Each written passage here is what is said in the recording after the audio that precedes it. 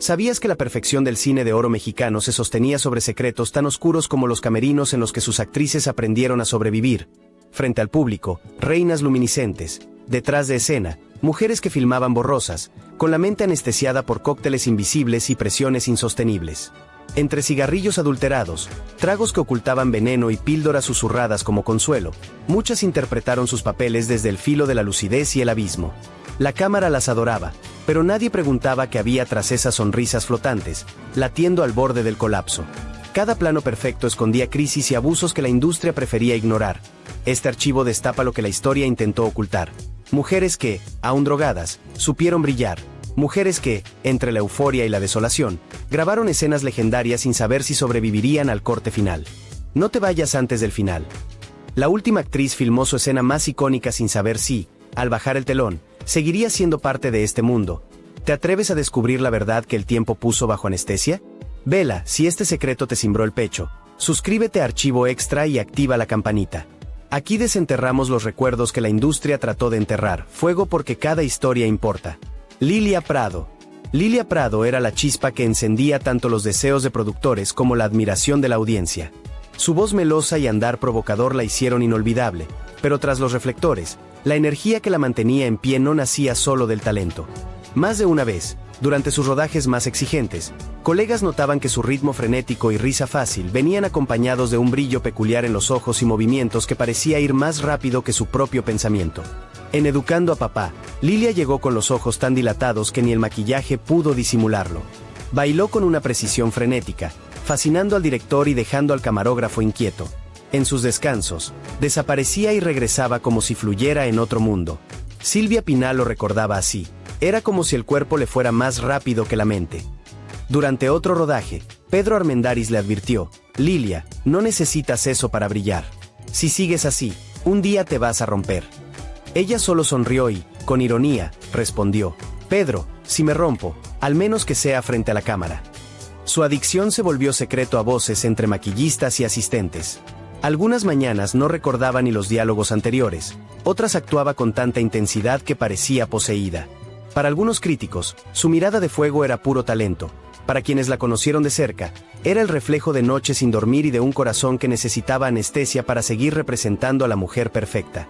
Fuego así flotaba Lilia entre luces rojas y humo, entre la gloria y el abismo. ¿Quién era realmente la diva? ¿Y quién la sobreviviente que la industria no quiso ver? Meche Barba. Meche Barba reinaba en el universo rumbero con el poder de una tormenta encarnada. Su sensualidad hipnótica dominaba cada escena, pero detrás de esa fuerza existía una fragilidad que se mantenía de pie gracias a una sustancia blanca, el secreto que la sostenía cuando el alma ya no podía más. Durante el rodaje de Amor de la Calle, los técnicos notaron que Meche pasaba horas tras la puerta cerrada de su camerino antes de las tomas más exigentes. Salía con los ojos vidriosos, el pulso acelerado y una energía salvaje que asombraba a todos. Le llamaban la mujer sin fatiga, pero lo que ignoraban era el costo oculto de aquella energía artificial. En una jornada memorable, Ninón Sevilla, rival en la pantalla y fuera de ella, la vio tambalearse y le susurró con sarcasmo: «Otra vez vienes volando». Meche barrió la ironía bajo la alfombra, pero aquella noche, al intentar repetir una escena de baile, cayó frente a todos. «Tranquilos, solo me mareé de tanto girar», dijo entre risas nerviosas. Nadie la creyó. Años después, Mario Moreno Cantinflas la confrontó en privado: «No necesitas eso, Meche. Tu talento ya es fuego puro». Ella, con voz temblorosa, respondió: «El fuego también cansa, Mario, y a veces hay que soplarle con algo para que no se apague». Su dependencia se volvió tan evidente que los directores preferían rodar sus escenas temprano, antes de que el efecto la convirtiera en un torbellino impredecible. Había días en que ese frenesí generaba un brillo irreal, una mezcla de locura y magnetismo que hacía imposible apartar la vista, y por eso nadie la detuvo. En un mundo donde la pasión se filmaba, Meche Barba supo convertir su adicción en espectáculo. Fluyó entre música y aplausos, mientras su corazón se hundía un poco más en la oscuridad. Katy Jurado. Katy Jurado no necesitaba las palabras para dominar una escena.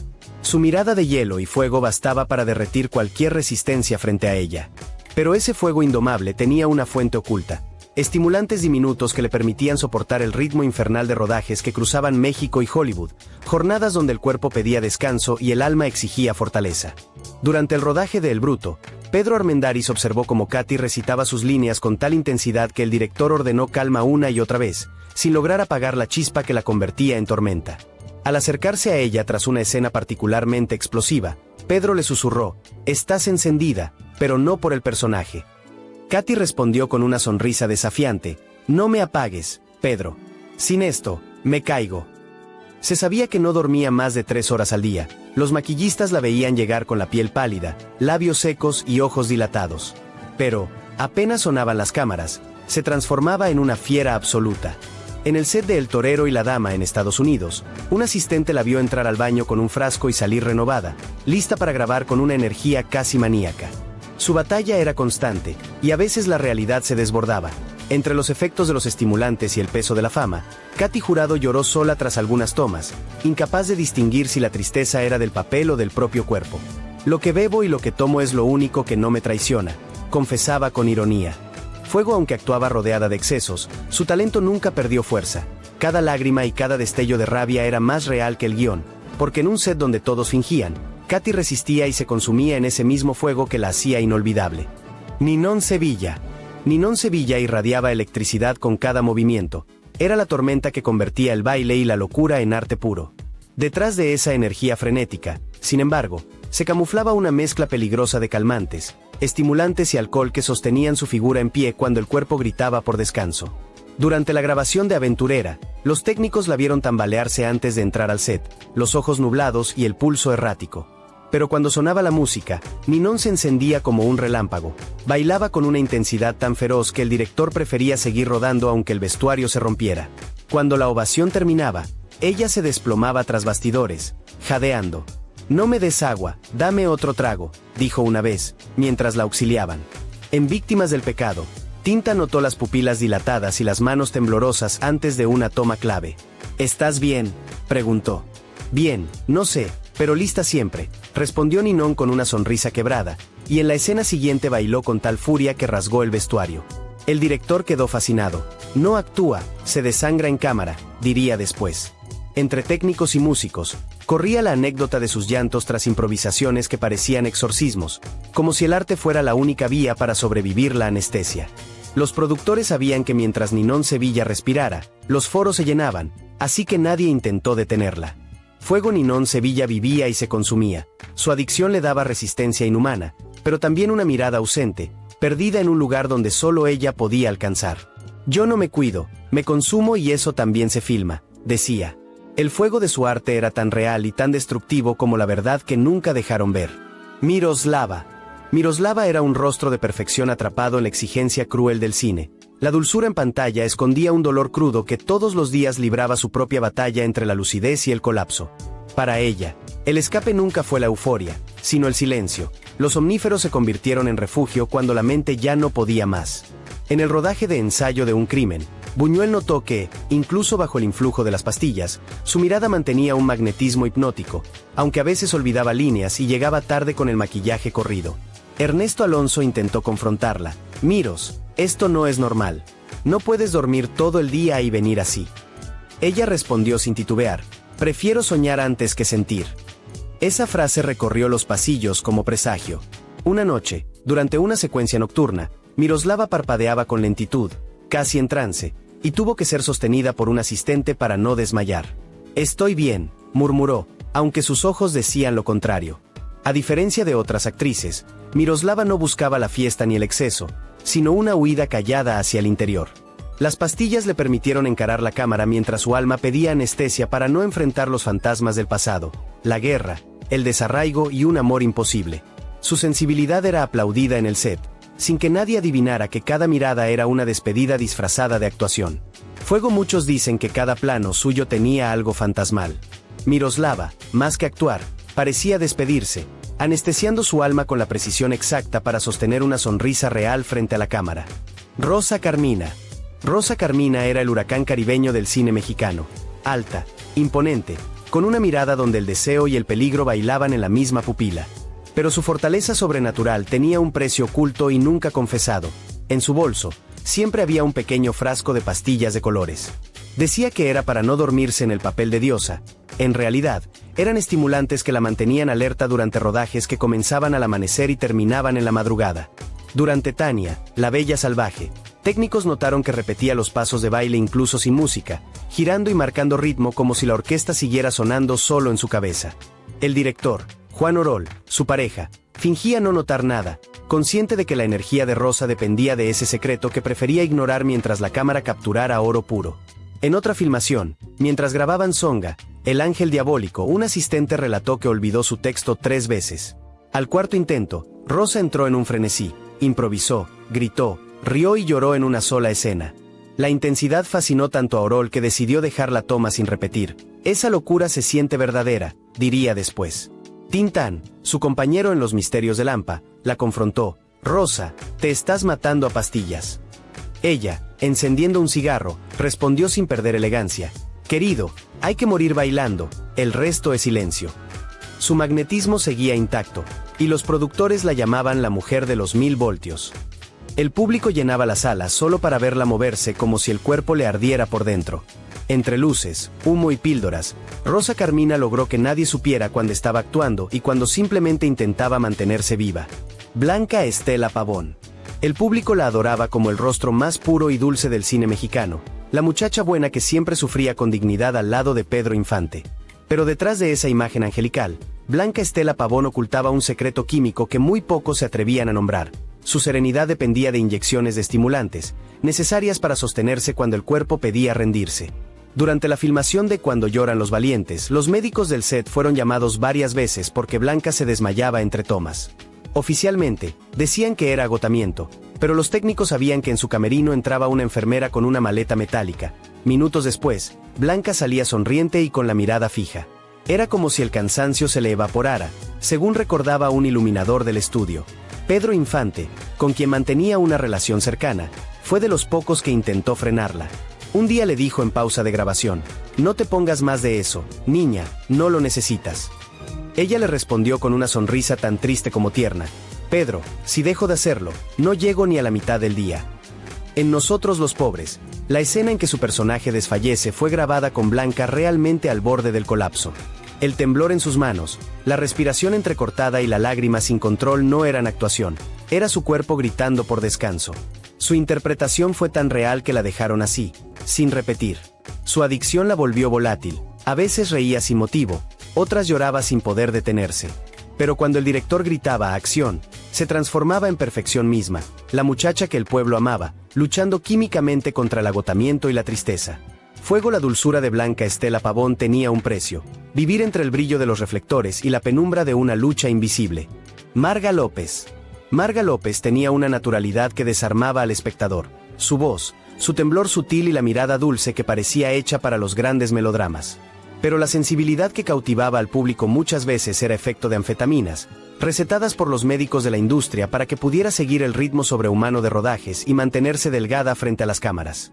Durante el rodaje de Salón México, Emilio Fernández notó que Marga hablaba con velocidad inusual, sin parpadear y con la respiración agitada.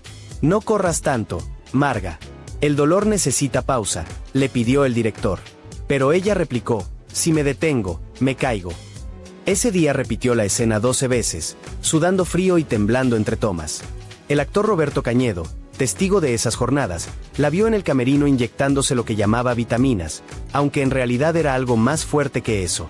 Decía que era para el cansancio, pero no olían a vitaminas, recordaba años después.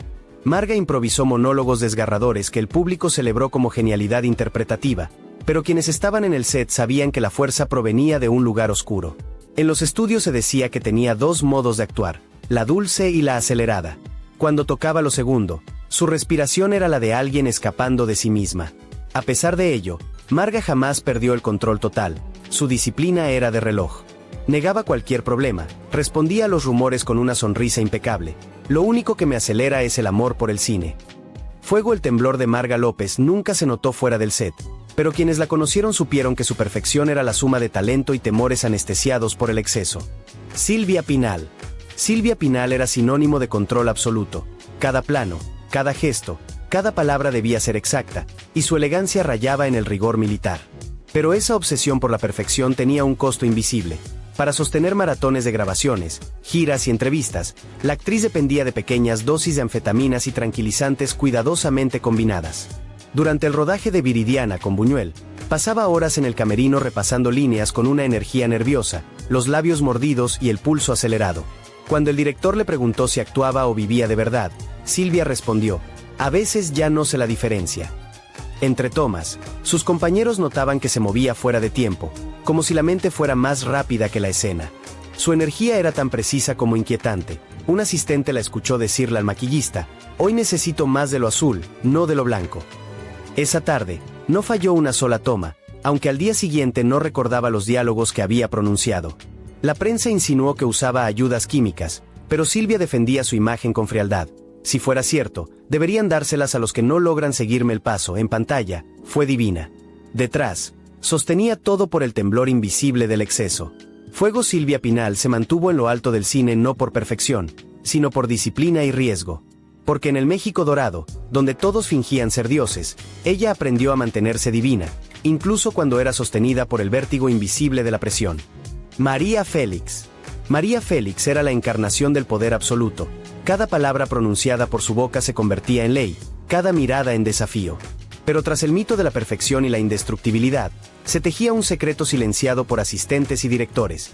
Durante los años más exigentes de su carrera, la doña confiaba en un discreto suministro de estimulantes importados para sostenerse ante el ritmo maratónico de rodajes, entrevistas y noches interminables de banquetes. En la filmación de Enamorada, los técnicos sabían que María dormía apenas 2 horas. Su mirada encendida y cabello impecable eran resultado de una rutina rigurosa, pero también de ese brebaje parisino, jarabe energizante con anfetaminas, servido en el set por su asistente personal. Cuando Fernando Fernández notó su respiración agitada y manos temblorosas, le preguntó si estaba bien.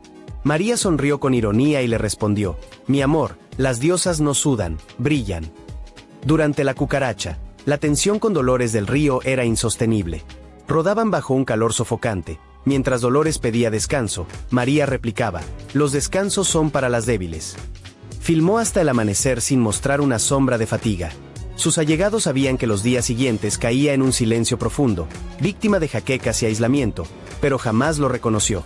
En público, María Félix era la diosa incorruptible, perfecta, inmortal. Su mito era sostenido por la habilidad de engañar al cuerpo sin que se notara. "El cine no admite flaquezas", decía. "Si el cuerpo se cansa, lo engañas, pero nunca permitas que se note". Y así lo hizo, construyendo una leyenda que hasta en exceso permaneció intacta, la mujer que no podía permitirse ser humana. Fuego en el México dorado, María Félix interpretó el papel más exigente de su vida. No solo actuó, sino que aprendió a vivir sin que nadie viera sus caídas. Libertad Lamarque. Libertad Lamarque tenía disciplina de hierro, llegaba puntual, memorizaba cada línea, y corregía a quien se equivocara. Su perfeccionismo era legendario, pero tras esa calma absoluta, escondía un secreto bien guardado. Dependía de gotas tranquilizantes antes de cada escena, recomendadas por un médico argentino durante una crisis nerviosa que marcó su vida. En los rodajes, su profesionalismo era indiscutible, pero a veces, su calma era francamente extraña. Un asistente notó que Libertad hablaba más lento de lo normal y su mirada parecía flotar. A mitad de una escena crucial, olvidó una línea, algo impensable. Sin perder compostura, pidió 5 minutos, regresó como si nada. Los técnicos se decían: "Algo toma. Nadie está así de tranquila sin ayuda". En Gran Casino, Jorge Negrete vio cómo Libertad sacaba un frasco de vidrio color ámbar antes de una secuencia musical. "¿Qué es eso?", le preguntó. "El secreto para no temblar cuando las luces me apuntan", respondió. Esa noche su actuación fue impecable, pero tras el rodaje se quedó dormida en su silla, con el maquillaje intacto. Con el paso de los años, la dosis aumentó. Asistentes sabían que un día largo requería una botella especial en su camerino, y nadie debía tocarla. A veces las gotas la relajaban tanto que su tono era hipnótico. Otras la hacían parecer ausente y los directores editaban sus escenas para disimular. Nunca perdió reputación, seguía siendo la dama de la voz perfecta. Cuando insinuaron que tomaba sedantes, Libertad contestó con frialdad: "Sí, tomo, pero solo lo necesario para seguir cantando cuando el alma ya no quiere". Fuego en un mundo de luces implacables y exigencias brutales, Libertad Lamarque sostuvo su perfección hipnótica con la ayuda invisible de la ciencia y el temple de una dama. Elsa Aguirre. Elsa Aguirre era el retrato de la serenidad. Su voz pausada y su mirada profunda parecían la calma absoluta de la pantalla. Pero esa quietud era engañosa. En realidad era producto de pequeñas dosis de barbitúricos disueltos en agua mineral, necesarios para enfrentarse a la cámara sin temblar. Durante el rodaje de 4 contra el mundo, técnicos notaban que Elsa se movía con lentitud hipnótica, como si estuviera en un sueño. El sonidista pedía repetir tomas solo para captar el diálogo, porque hablaba tan suave que se le escapaba la voz. «Pareces una estatua», le decía Luis Aguilar. Elsa murmuraba, «Las estatuas no tiemblan y yo no puedo permitirme temblar». En los estudios era un secreto silencioso. Pedía su vaso de agua de cristal, su ritual justo antes de filmar, y se quedaba unos minutos observando el vacío, entrando en un trance antes de encenderse frente a las luces. En ocasiones improvisaba frases poéticas cuando olvidaba líneas, sin que nadie sospechara que el pulso tan bajo era resultado del calmante. Su templanza fue una máscara, su perfección, química. «Aprendí que la calma también puede venir en frascos pequeños», confesó años después. Detrás de la imagen perfecta se escondía el precio silencioso de sostener la dignidad en el caos. Fuego Elsa Aguirre mostró que la serenidad puede ser una estrategia y que, a veces, el precio de la perfección es tan invisible como el miedo que la provoca. Irma Serrano. Irma Serrano no tenía límites. Su presencia en el set era un estallido de energía indomable, mezcla de erotismo y misticismo. Pero ese fuego magnético tenía un combustible peligroso. En los años 60, conocida ya como la Tigresa, empezó a consumir cocaína para soportar jornadas maratónicas entre cine, teatro y política. En el rodaje de La Martina, Irma llegó con los ojos brillantes, riendo más fuerte de lo normal, hablando sin ninguna pausa. El director pidió silencio, pero ella respondió, «Las cámaras no me mandan, yo mando a las cámaras». Rodó una escena tan intensa que el director prefirió no repetirla, temiendo el peligro de intentar otro intento con Irma fuera de sí. Jorge Rivero, compañero en ese set, la enfrentó tras verla perder el equilibrio después de una toma. «Irma, ya basta, te estás destruyendo». Ella, con sonrisa felina, replicó, «Los dioses también se destruyen, pero al menos rugiendo». Luego siguió como si nada. Técnicos y compañeros sabían que cuando el polvo hacía efecto, Irma improvisaba líneas, reía en escenas dramáticas o rompía objetos sin avisar. Todo funcionaba ante la cámara, y los directores preferían filmar sin interrupciones. Su misticismo era parte del espectáculo, pero su intensidad rozaba lo salvaje. Antes de cada rodaje, Irma pedía cerrar el camerino y ponía música a todo volumen. Decía que necesitaba invocar su fuerza, pero en realidad era el ritual químico para entrar en ese trance que la hacía inolvidable. Fuego Irma Serrano no actuaba, incendiaba cada escena con una intensidad que rayaba en lo animal y lo divino. Vivió y filmó justo en el borde del abismo, y si otros temían caer, ella eligió rugir al extremo. Sara Montiel. Sara Montiel era glamour hecho carne, labios perfectos, mirada hipnótica y un aire de misterio que convertía cualquier set en su reino. Pero tras el divismo y la voz de terciopelo, Sara mantenía el control con cigarros, café fuerte y tranquilizantes diluidos en licor que llamaba su desayuno artístico. Durante el rodaje de Carmen, la de Ronda, los camarógrafos la veían pasar largos minutos inmóvil entre toma y toma, con los labios resecos y la mirada fija. Cuando el claquetazo sonaba, Sara se transformaba. Era sensual, precisa y parecía encenderse por dentro. «Es como si encendiera un interruptor invisible», dijo un técnico. Un día, al perder el texto junto a Jorge Mistral, él le susurró, «Sara, ¿estás temblando?». Ella respondió con ironía, «No tiemblo, vibro, es distinto». En los camerinos, su asistente personal sabía el verdadero secreto. Cada jornada preparaba una bebida espesa con gotas de sedantes disuelta en licor. Sara lo bebía y entraba en ese estado entre la lucidez y el sueño que le permitía soportar gritos y luces sin colapsar. Al anochecer, su mirada se volvía vidriosa, el pulso, apenas perceptible. Nadie lo mencionaba. Era el precio invisible de que Sara Montiel convirtiera el agotamiento y el control químico en arte. Fuego, el secreto está en nunca dejar que el alma se despierte por completo. Solo así una puede seguir soñando, incluso frente a la cámara. Sara Montiel mostró que el glamour es resistencia y que el arte, a veces, necesita anestesia. Carmen Montejo. Carmen Montejo era la presencia teatral por excelencia, dicción impecable, mirada profunda y una voz capaz de recorrer todos los matices del drama. Pero esa perfección escondía una batalla silenciosa. Durante años, Carmen dependió de inhalaciones de éter y somníferos suaves para sobrellevar rodajes interminables y la ansiedad que le provocaba el perfeccionismo. En la filmación de La Cobarde, Los técnicos notaban que pasaba demasiado tiempo encerrada en su camerino, donde se filtraba un olor dulce y punzante. Al abrir la puerta, salía sonriente con los ojos vidriosos, como si regresara de otro lugar. Pero su actuación era precisa, tan real que el público la adoraba sin imaginar el precio que pagaba. Durante el rodaje de El Derecho de Nacer, David Reynoso la vio tambalearse antes de una toma. ¿Quieres descansar?, le preguntó. Carmen negó con la cabeza. Si descanso, me derrumbo. Entonces, sin aviso, se metió en personaje con una intensidad helada. Su voz temblaba, pero el temblor era del cuerpo exhausto, no del alma. El uso de éter se volvió ritual. Le ayudaba a relajarse cuando la presión la asfixiaba y los tranquilizantes le permitían dormir aunque el insomnio acechara cada noche. Había días en que sus manos temblaban levemente, pero llegaba puntual, concentrada y con el libreto lleno de anotaciones. Los directores la consideraban intachable. Siempre le admiraron la fuerza. Era una actriz que no sabía fingir fuera del set, decía un asistente. Años después, Carmen Montejo confesó: yo no bebía, no fumaba, pero tenía mi veneno invisible. Era la única manera de mantener la voz firme cuando el alma se me quebraba. Fuego. Carmen Montejo demostró que incluso los rostros más serenos necesitaban anestesia para sobrevivir al brillo. Amparo Rivelles. Amparo Rivelles llegó a México desde España con fama de actriz seria, elegante y de disciplina casi obsesiva. Su voz grave y mirada firme la hacía magnética, pero pocos sabían que detrás de ese temple perfecto se escondía una dependencia a la morfina, nacida tras una lesión en la espalda durante una filmación en Madrid. Lo que empezó como tratamiento médico se volvió hábito. La morfina la seguía incluso en sus años de mayor gloria. En el esqueleto de la señora Morales, técnicos notaban que Amparo a veces flotaba con lentitud extraña, pero siempre actuaba impecable. En una escena intensa, olvidó el texto y lo improvisó con tanta naturalidad que el director decidió dejarlo así. Después confesó que no recordaba lo que había dicho. Arturo de Córdoba fue quien la confrontó durante un extraño en la escalera.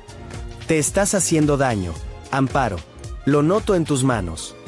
Ella respondió con serenidad: no es daño, Arturo, es el precio de no sentir. Nadie habló más del tema. La dependencia a la morfina era una armadura contra el dolor, física y emocional. En el set, nadie se atrevía a comentarlo.